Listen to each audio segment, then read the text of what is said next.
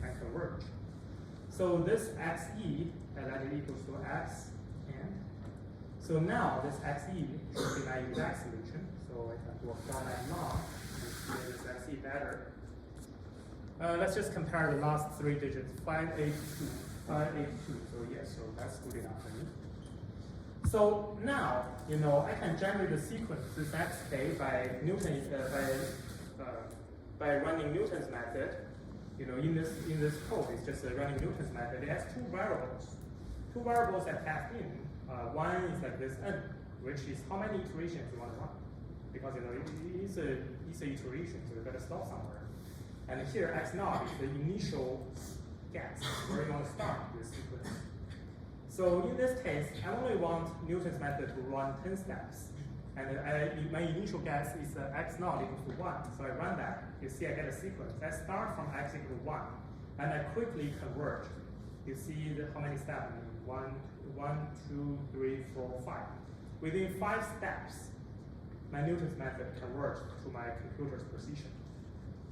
And now let me run the same thing with a simple iteration. This is a code I have from last week. So I also wanted to run 10 steps and starting from the value x equal 1.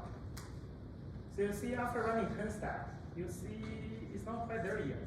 The last value is still different from my exact value. So now what this convergence compare can do is that for those two sequences, you can compare what's the rate of their convergence by plotting them on a semi-log scale, so that you plot log of the sequence versus the iterates.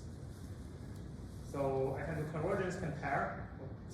So the first one I call x, and the second, the simple iteration sequence, I should call it y, as I showed here.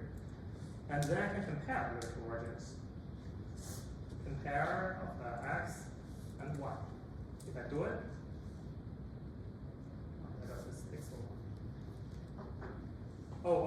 I can't really do that because those two sequences, they both converge. The thing is, when you try to see the convergence, you want to see the convergence to the exact value. So x minus xe, an absolute value of y minus xe. So they both should converge to the exact root. So if I do that, you can see things clearer. Here, the first sequence is the Newton's method, and the second sequence is a simple iteration. You see, like we had before, the simple iteration, it converges kind of linearly, right? So on the semi-log plot is a straight line, and the slope of this line that tells me the factor of convergence. However, you see the Newton's method, it's no longer a straight line. So the vertical axis is plotting the arrow.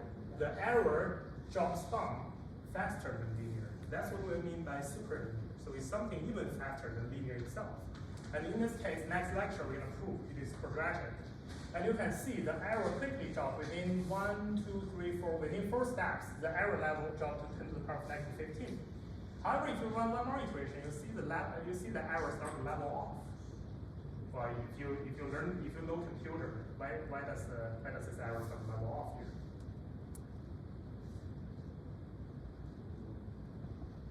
Because this is my computer's precision. My computer can only remember a number this long, like something like this. Or actually, 100 digits. 16 digits. But somehow counting in Chinese, at least to me, is way faster than counting in English. I don't know why. There are 16 digits in this solution.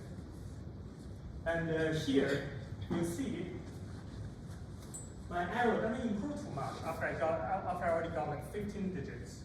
So somehow my computer, well, this is not somehow, this is by the design of the memory of my computer. So all the computer you use, it uses like a float point number system. Well, it's called a double precision. Well, it's not float, it's double precision number. So usually when you ask your computer to remember a number, it can at most remember 16 digits. And then, theoretically, if you keep doing Newton's method, the arrow should go down. However, it cannot remember that many digits anymore. It already reached its limit. So you see the level will just hovering around here. It will not increase further. go home and play with this code and also read about like a computer precision. So it's very fascinating kind of topic because if you know computer hardware, that's like something coded in the hardware. Yeah, so that's for today's lecture, and on Wednesday we'll show the convergence of Newton's method, and also I'll talk about like a Gaussian elimination. Okay, all right, see you guys on Wednesday.